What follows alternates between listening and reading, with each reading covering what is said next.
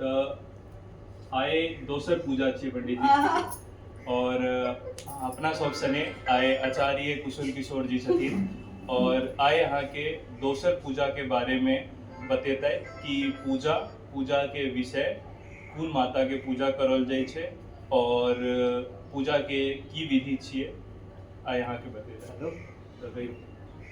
आई ब्रह्मचारिणी के माँ के जो ब्रह्मचारिणी रूप है पर पूजा है और ब्रह्मचारिणी जिन माँ के ज्ञान और पवित्रता के प्रतीक है जतेक उनका रूप है और वो एक दिव्य शक्ति के रूप में उनका संवहन कयल गेल है।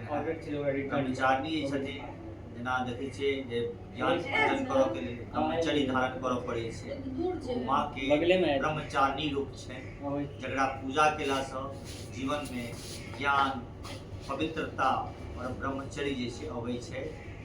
जय माँ ब्रह्मचारिणी माँ ब्रह्मचारिणी के पूजा जे छै पवित्रता के ज्ञान के ब्रह्मचर्य के प्रतीक छै।